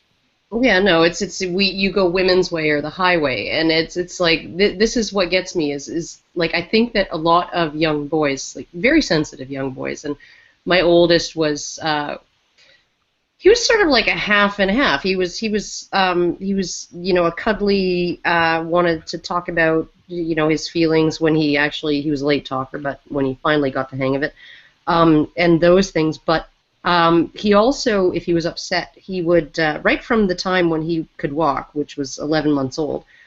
And I've never, ever, ever punished my kids for being upset or, told them to, smarten up or man up or stop crying or whatever, right? It's okay to cry. But he would automatically, the moment he was ambulatory, if he was upset, he would try to go somewhere private, right? That was, until he calmed down. And he's still like that. If he's upset, blows his stack, he loses his temper or whatever, he goes somewhere private until he calms down. Then he comes out and he apologizes. If he thinks he was in the wrong. If he doesn't think he was in the wrong, you're never going to wring an apology out of that kid. Oh, imagine that. I know. It's just amazing.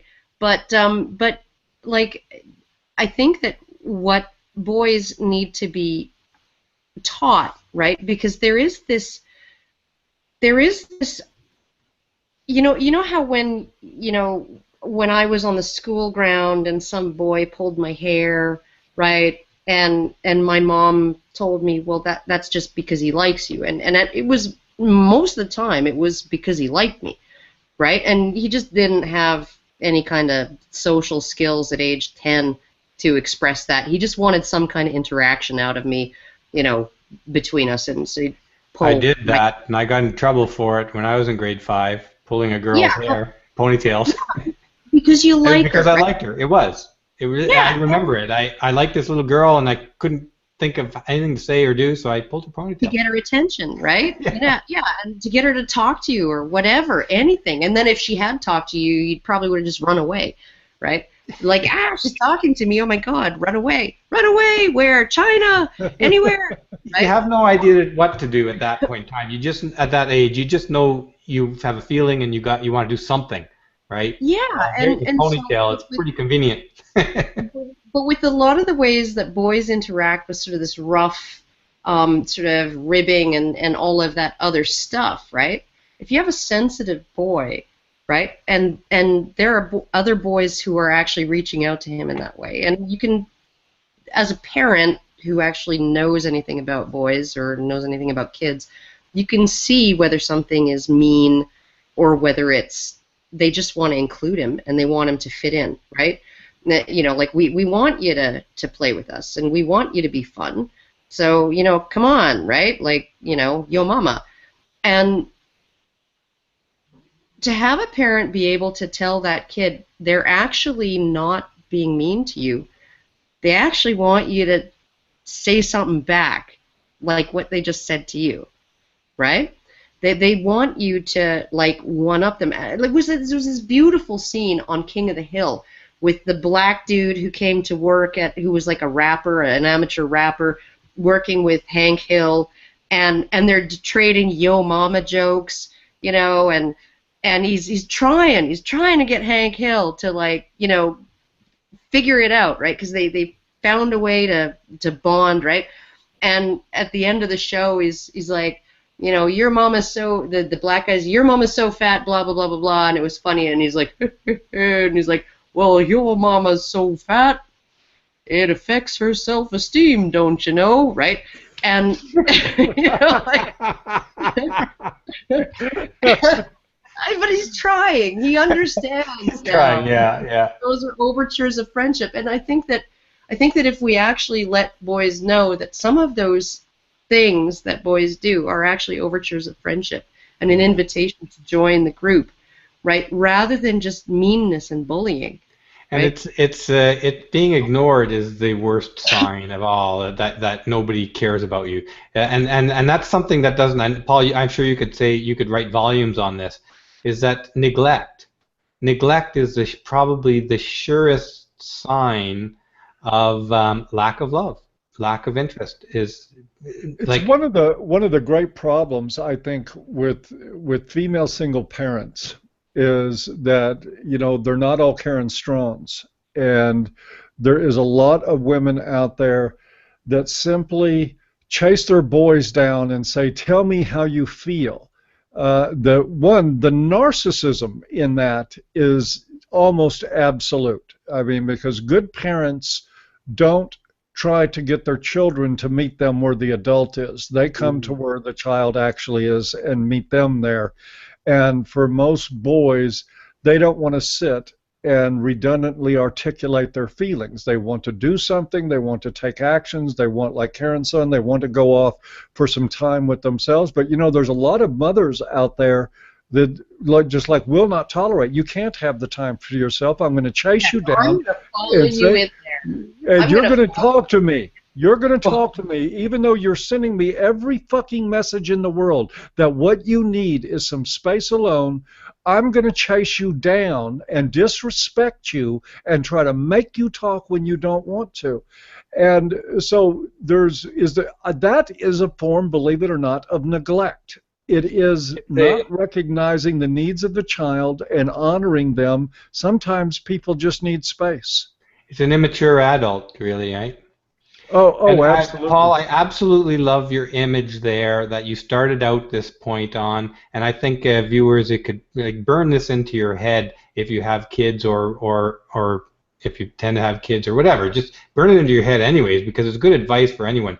Is if you really want to connect with somebody, go to where they are, and they will appreciate it terrifically. Not just kids, but other adults who are maybe in a difficult space. Try to go to the place where they're at. Go to their level. I actually, this whole conversation reminds me of my oldest when he was about 1.5 years old, and maybe 2. And we were watching the Disney movie Beauty and the Beast. And he was sitting on my lap, and it was the end of the movie, and she just, said, kissed him and said, "I love you," and then he turned, she thought he died and she was crying, and then he rose up into the air and he turned back into the prince and all of this, right? And he starts crying and he goes to get up off my lap to go off by himself into his room. And I said to him, no, it's okay. I'm crying too, right? And he looks up at me and he's like, "Oh my God, she's crying," right? Because, it was just it's a freaking schmaltzy Disney moment. I cry at sad things. I cry at all kinds of things. It's really pathetic. But, and then he just settled back in my lap, and we just sat together and watched the rest of the movie. And that's what a connection really is, right? You really make a connection when you both understand each other. And I think, and that's what I'm getting with what Paul's saying, is that the adult needs to go to where the child is. And that imagery is probably one of the most important messages of the night there, is go to reach people and to connect with them. Bring yourself to their space, to where they're at. I think it's the only way you connect with people. It's what they teach you in counseling. Most, at least to the ones who are capable of learning it, if you want to work with somebody, you can't see the world through your experience. You have to see their world through what they're seeing. You have to be where they're at. And I think that's especially important with children, and I think it is one of the greatest failings of single mothers in this culture. I think it's why we have so many messed up boys and girls coming up in this society, because women do not have, despite what Barbara Jordan said about men being incapable of empathy and incapable of compassion. In this culture, I mean, we could argue over what happened in history. We're going into 3 generations of women that have been taught narcissism as a virtue.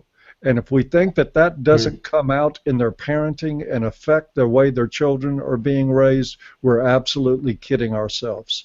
Well, I always like the one thing that always got me was sort of the bad mouthing of the dad.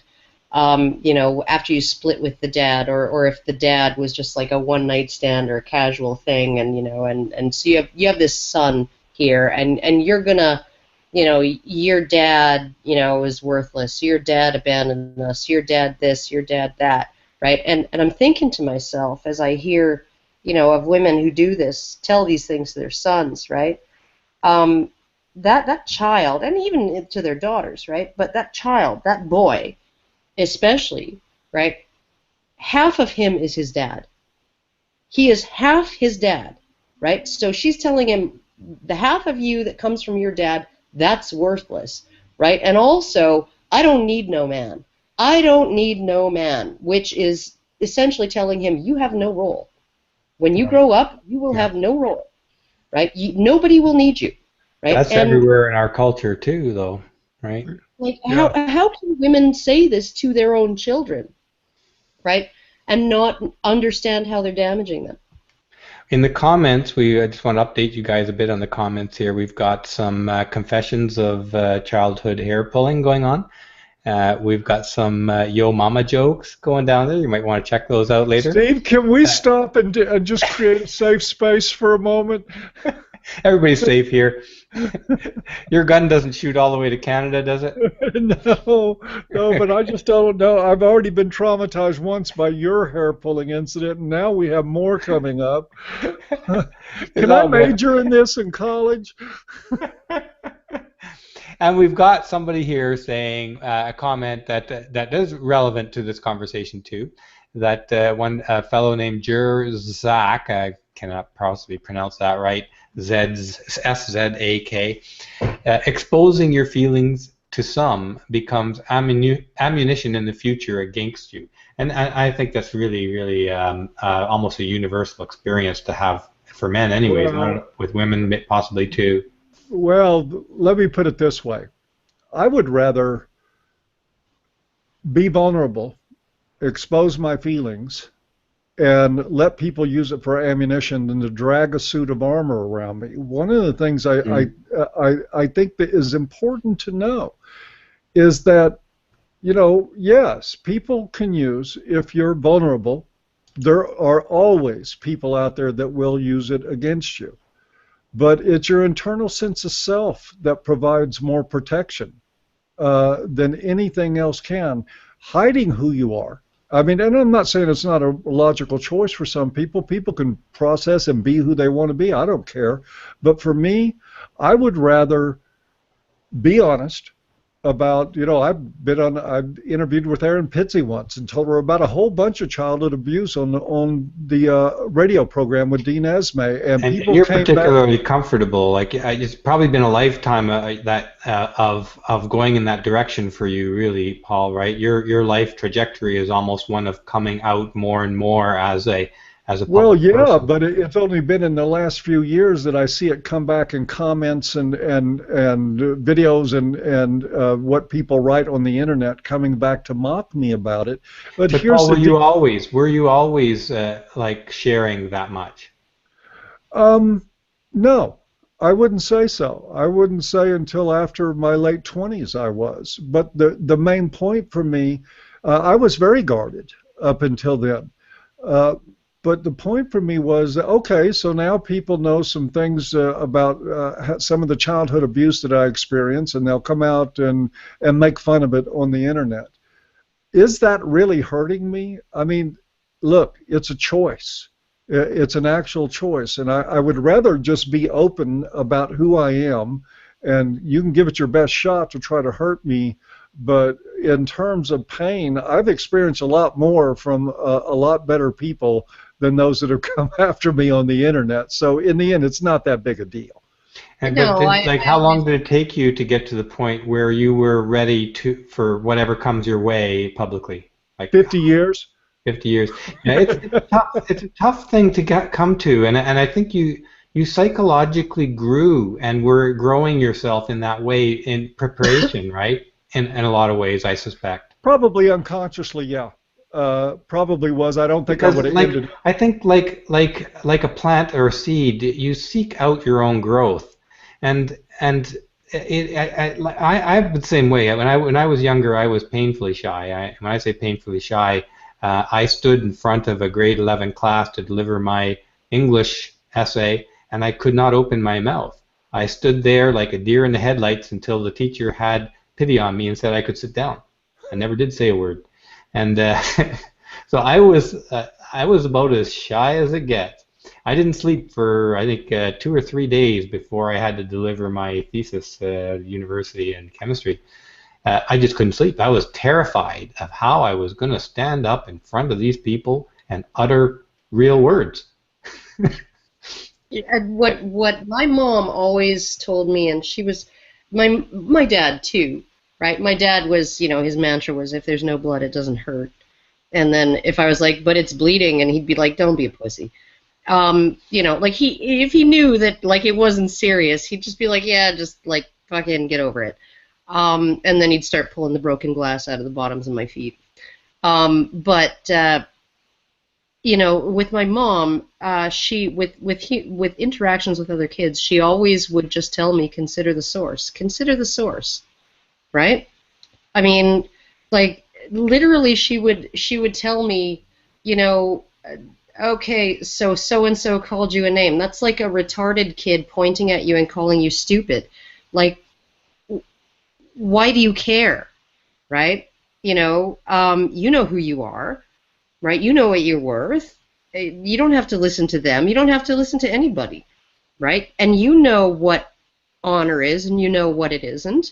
You know what being a decent human being is, and you know what it isn't. And if people are not treating you in a decent way, right, then you don't have to care what they think of you, right? You don't have to care whether they like you, right? All of those things, right? My mom was like, she's absolutely excellent at sort of giving me this sort of fuck you attitude to anybody who like took some issue with me over something really like ridiculous or just because it was like they wanted to take their day out on me or whatever, right?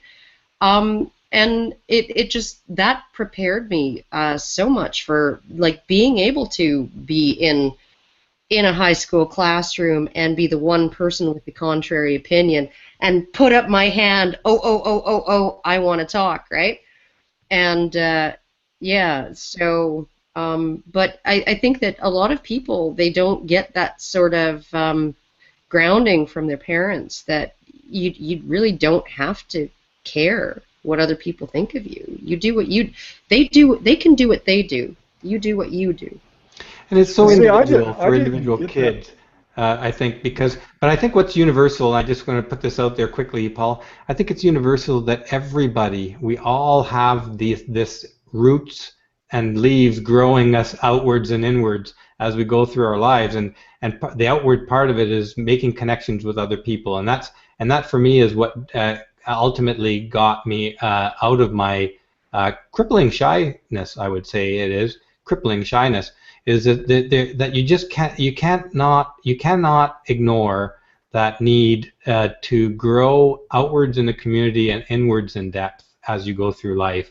You need to recognize both of those things. And for any viewers out there, if you're shy like I was, don't give up on it. It can be long and painful, but you will learn the ways to overcome shyness, and you will get those connections with other people that even you might not know or admit that you need and want. This is actually what I think pickup artists are excellent at, is divorcing the outcome from the attempt. That they essentially recommend that guys who are new, when you approach that first woman, you just emotionally divorce the outcome. You just look at it as practice. It's just practice. You're never going to see this fucking woman again, right? And this is what I tell guys. I've had a couple of guys that I've been sort of involved with in terms of, over the internet, coaching them a little bit to like, and we've some of them have had incredible amounts of success over the last few years, where I've told them, like, you know, if you want to know how to flirt with a woman, if you want to know how to banter with a woman, if you want to know how to just walk up to a woman and engage her, right? First thing you do is go up to that 80-year-old freaking teller, like the clerk at the cashier at the Walmart, right? And chat her up, right? Because you're completely divorced from the outcome. Go ahead, flirt away. Right? Practice on her. Practice on everybody. Practice on anybody. Right? Practice on people you'll never see again. Right? That you don't want anything, you don't want a relationship with them, you don't want to have sex with them, you're not attracted to them, right? Practice on them, because that's a way to divorce you from the outcome. And I think that whole idea of, and then you end up having, when you do that, when you talk with people in line at the grocery store, you talk with people, you know, the cashiers, you talk with the customer service people, you end up having a lot of really kind of interesting conversations, and you get to know them a little bit, and then, you know, and there's a back and forth, and you learn all of these sort of skills in a context where it's not like, I really, really like this girl, you know, and I'm going to be devastated if she rejects me, right? Or whatever. Or I really want to be friends with this person, right? Like, that's how, that pickup artists, like, as much as a lot of people really don't like them, I think they have a lot to offer. I think there's that. I want to point out, though, in fairness to the commenter, Jerzak, he's been on an Ear for Men channel before and has made some good comments. And I don't want to be unfair to his point. When you have any kind of investment, it's one thing to not. I mean, I learned in my early 30s to not give a shit about being rejected sexually by a woman. I mean, some are going to accept you, some are going to reject you. That's the way it is.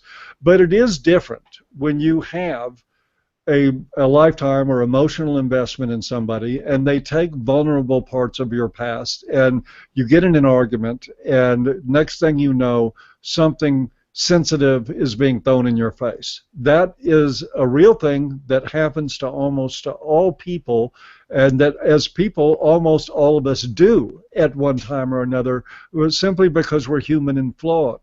But still, my vote is that for me, it just turned out to be better to take that risk. One, life is pain. I've had plenty of emotional pain in my life. I've had plenty of physical pain in my life.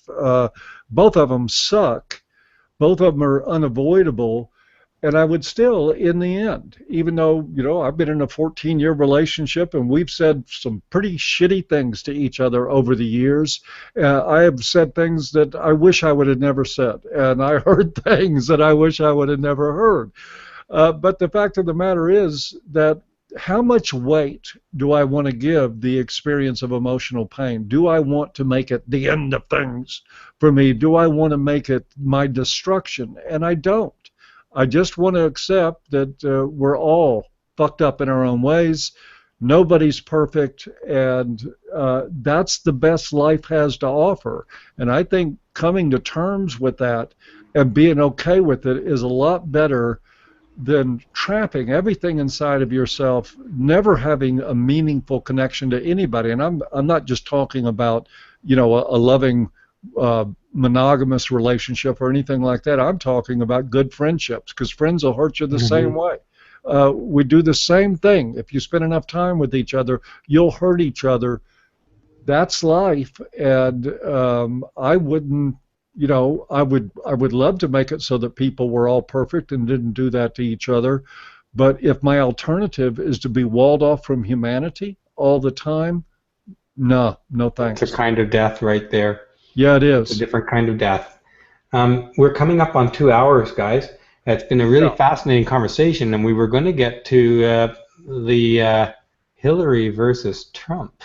I am looking forward to Saturday Night Live this spring. I really am. I think it's going to be funny. I think there won't be near as funny as just watching the speeches. You know, I haven't been watching your coverage with Dean of the Trump thing, Paul. Where do you come out on this whole thing? Like, who are you going to vote for? I'm going to vote for Donald Trump. I am All in right. the anybody but Hillary camp. I would That's what vote for my dogs before I would vote for Hillary. I would vote for Hitler before I would vote for Hillary. I would cut off my right foot right now if I thought it would ensure she would not be elected. I'm But not parting with any of my feet. so that doesn't mean that I think that Trump is the Messiah or any great answer. He is a deeply flawed guy, I think, in many ways. His politics are inconsistent, but I think Hillary Clinton will destroy us, and she's the worst thing ever for men's rights. I'm in the anybody but Hillary camp too, by the way, but I don't get a vote. I'm in Canada. You know, I am in the anybody but Hillary camp, but I'm also pro-Donald, and the reason I'm pro-Donald is because he will just say shit. Yeah. He will literally just He say does shit. do that. And that, like, okay, so we get the and I remember this speech by Steven Pinker. He essentially said to the audience, you know, we get the politicians we deserve. We get the politicians we ask for because, you know, and these are politicians that can't be pinned down. They refuse to actually say anything outright. They refuse to actually tell you what's on their mind, right? And they give you these vague platitudes, right? You know, because, okay, when you say, oh, well, what's your platform, Barack Obama? You know, hope and change. Well, that's great, you know, because, you know, I want something to change in a certain way, and my next door neighbor wants it to change in the opposite way. But, you know, change, we can both embrace that, right? It's vague enough that everybody can get behind it. Pretty right? utterly meaningless, yeah. Yeah, completely fucking useless platitudes. But what right? does that And say about the electorate when the most utterly meaningless phrases ring so true and deep with them? yeah, and the moment that you actually can be pinned down on anything, you lose voters. You lose votes. Yeah. Right? Well, So, Pinker was right. yeah, I see no, it like this. I think Hillary is business as usual going forward. Trump is stir the friggin' pot, and you don't know what kind of mess is going to come out. oh, it could be a mess, could be a souffle. It You could never be a mess, know. could be exactly. I didn't mean that to say it was necessarily negative. No, But what you can say for sure is that everybody who's ever hidden something in Washington be shaking in their boots if Trump gets in there. Oh, God, yeah. You know, and I just look at it, and, you know, you look at the way he's marketed himself. Like, you literally have people who have spent millions and millions of dollars in attack ads against him, and he just gets more popular. And then he makes a tweet, right? He makes a tweet, and then he gets like another 2% of the vote, right? You know, like. And another 10% of media coverage. Every time he opens his mouth, they're all over it. And the left-wing media, I don't know what to do because they try to write a bad story on him, and it pushes his popularity up. Well, because they don't understand. Like, it's the same thing with the Orlando shooter. With, you know, sort of I don't know if you guys saw the Young Turks thing on it. You know, there is no way to divorce that shooting from Islam. There is no way to divorce. Like, it's not a sufficient condition. Islam is not a sufficient condition for something like that to happen, right? But it is a contributing factor. Right? You cannot divorce it from the doctrines of Islam. They're trying. Yes, they are, right? And so you have these people on the Young Turks, and they are completely out of touch with how America actually feels, right? They are saying essentially that the Orlando shooter was no different than that Christian couple who refused to bake a cake for a gay wedding, right? You know, like that half of the religious right in America also wants to throw gays off of buildings, right? They don't. Like, are you kidding me? Like, even Sean Hannity is like, no, I got gay friends. I just don't want people to force churches to do gay weddings if they don't want to, right? Like, you know, like, literally, they are doing everything in their power to dissociate what happened from the doctrines of Islam, right? And I agree that the guy might be a closeted gay, right? Because, I mean, what kind of horrible psychological conflict would that be? You're a devout Muslim, you adhere to a religion that thinks that people like you need to die, by stoning, and you also are gay, right? And then you see people during Gay Pride Week doing what gays do in public right out in front of you, right? And, so, I mean, that might be a factor. Add to that being Mental slightly illness. psychotic, and it's a bad combination. Mental illness Bad definitely combination, a factor, especially given his history, apparent alleged history of domestic violence, right? Where he was literally one of those guys, apparently, according to reports, who would beat his wife for burning the toast, right? That's a rare guy. That's a guy who's got some serious fucking problems, right? So there were other factors involved, right? But who he targeted, why he targeted them, that all has to do with what he believed, what his ideology told him was right and what was wrong, right? And so when you look at how the left is trying to spin it, they're so out of touch with common sense, right? And they're trying to say, oh, it's toxic masculinity. This kind of shit, white men do this kind of shit, or they wish they could. Any other day. So trying to smear every man with every bad thing that happens that a man does in society naturally. Yeah, they've already. Steve, let me interject here. I have to go pretty quickly. We are just going to wrap up. I think we have to because it's really quite late, and I have to go as well. Zaire Zach wants to thank you. He understood your clarification on the emotional comments vulnerability issue. He thanks you quite strongly there. Says he gets it, and yeah, I guess you guys had a conversation about that in the past, I'm presuming. Well, he's a pretty regular guy on an Ear for Men and writes some great comments. So you're welcome and thank you. Says love you, man. That's his words. See there. So who says men can't be affectionate with each other? It's an absolute myth. I do want to say one quick thing though. I have to blame Steve Brule for something.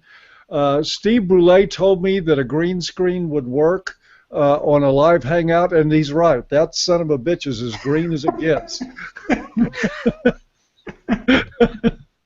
Something was lost in the translation there, Paul. I should have actually filmed this in my half-constructed bathroom. With or without clothes. Everyone seems to be very interested in my. All right, we're going in the gutter. We're going. Thinking fast. I want to thank you guys for coming out and spending this much time. It was very generous of you. It's been a fascinating conversation. We've had a lively discussion in the comments. They'll be worth reading later. We've had a number around 60 or so viewers throughout, and a great conversation. I'm looking forward to seeing you both very soon in London. And good night. Thank you very much. Bye. Bye-bye. Jazz hands. Jazz hands.